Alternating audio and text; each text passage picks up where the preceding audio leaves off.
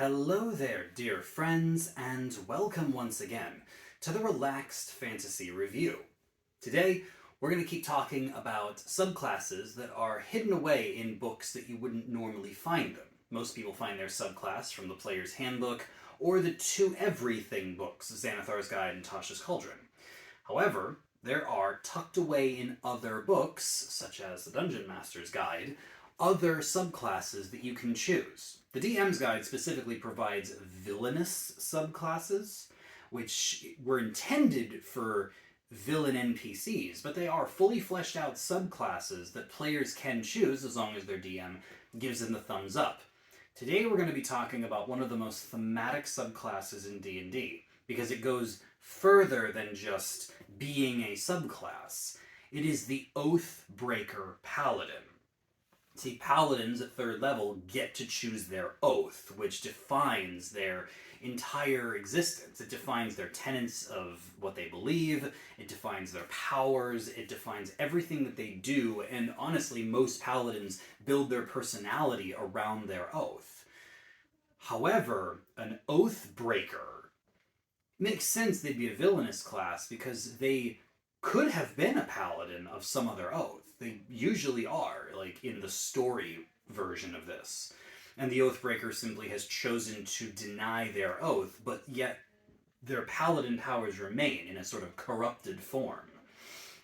There's even a bit in the book that talks about if a player character starts as a paladin, they can break their oath, change their subclass to Oathbreaker, and then later on have a redemption arc and regain their initial subclass. So there's a lot going on here, but we're going to discuss it from the foundation of the subclass itself, assuming you wanted to be an Oathbreaker and that's what you stuck with throughout. Starting right away at level 3, you do get Oathbreaker spells, an expanded spell list. There's a couple okay ones in here. There's Blight, there's Darkness, there's some really thematic ones here that have to do with dark magic. I would say overall the spell list is about a 7 out of 10. There's some good ones, there's some meh ones. It's okay. You also get your Channel Divinity at this level. You get 2 different options with Channel Divinity, as most paladins do. The first one is Control Undead. You designate an undead, they make a wisdom save, and if they fail it, they are now your thrall under your control for 24 hours. The limit to this, other than being a Channel Divinity, is that the creature has to be a CR of your level or lower, which scales ridiculously well. Like, that means that even when you first get it, you can mind control a CR3 undead. That's pretty good, especially when you are level 3.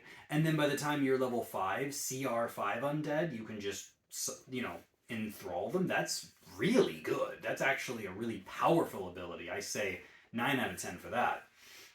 The other thing is the Dreadful Aspect power. Your Channel Divinity can make any creature within 30 feet of you make a wisdom save, any creature, and if they fail it, they are now frightened of you. They remain frightened of you for 1 minute and can only repeat the save if they get away further than 30 feet away from you.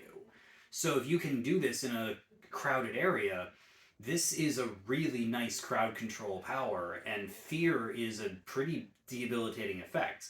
So with only 1 saving throw to resist, unless you can run from the paladin, yeah, this is another 9 out of 10. Honestly, I would use the Dreadful Aspect most of the time, and if I ever saw a really strong undead, I would try this, the Control Undead one. But 9 out of 10 for either one. They're both pretty good. Now, at level 7, you get the Aura of Hate. Most paladins get a 10-foot aura at this point that gives some kind of buff. And in this case, it allows the paladin and any creature within 10 feet of them to add charisma to their weapon damage. So if you're a paladin with a decent charisma mod, +3/+4, you get to add that to your attack along with your strength or your dexterity modifier for whatever weapon you're using. The problem with this is that it also works on fiends and undead. Now this would be fine if you have an undead thrall that you're controlling. The only real downside is that it also buffs your enemies. Like if you're up at the front line fighting in melee with a fiend, your aura actually strengthens their attacks too. You can't switch it off for your enemies. Still, it only is for fiends and undead. Any other situation you're in, it's just you and your allies. And that means that you're going to be getting bonus to damage for everything. This is better than Hunter's Mark most of the time, assuming you have a good charisma score, which you probably do. So, unless you're fighting fiends and undead, this is absolutely top tier aura. I give it 9 out of 10 because of that one little weakness. Then at level 15, you get Supernatural Resistance, which is a very simple ability. It just gives you permanent bludgeoning, piercing, slashing damage resistance. Some argue that at level 15, this is not that big of a deal. I disagree.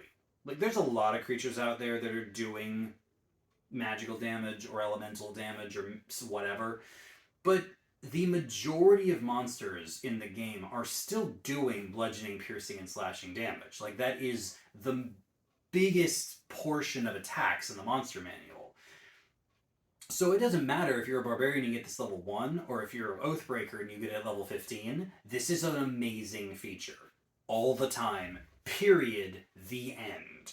I say this is 10 out of 10, even for a level 15 Paladin. Then finally, you get your super form at level 20, like most paladins do. In this case, it's called the Dread Lord power. Once per long rest, you can activate this, and it lasts for a minute. While it's activated, a couple things happen. First, all bright light within 30 feet of you goes to dim light, so that's very thematic as a villain in this class. Any creature within your 30-foot range that is frightened of you, so this is when Dreadful Aspect really can come into play, they automatically take 4d10 psychic damage, so that's cool. You can also designate any creatures you want, so your allies, within 30 feet of you, to be enshrouded in shadow, meaning all creatures have disadvantage on attacks against them. So this is just permanent disadvantage, which is similar to greater invisibility or something like that. But yeah, the creatures have to rely on sight though, so creatures with blind sight, true sight, that doesn't matter. But it's still nice to have, disadvantage from any other creatures. And then finally, any creature that's within your 30-foot aura, you can bonus action attack them. And you don't have to do it with your weapon. The shadow does it. Does 3d10 plus your charisma modifier and damage, which is basically a free smite that you just get to use. And on top of all of this, you still have your action free for the whole thing to, wallop people and smite them yourself. It's not the most powerful form, but it's not bad, Extra damage, both as bonus action and against fear creatures, and disadvantage. So it's very defensive and offensive. It doesn't add utility such as flights or anything like that, it doesn't offer damage resistance because you already have that. But I still think this is a very powerful ability. I give it a solid 9 out of 10. And honestly, if it made you invisible, or if it made you all light equaled darkness and your allies could see in it but no one else could, that would be even better. I can think of ways to make it 10 out of 10 that would be on theme, but as it exists, it's still 9 out of 10.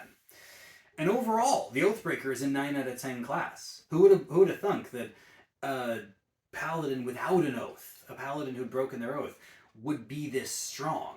They still maintain their power, and I would say that Oathbreaker is one of the most powerful paladin subclasses. Some of the other oaths that just don't quite stack up honestly could learn something from this paladin when it comes to power.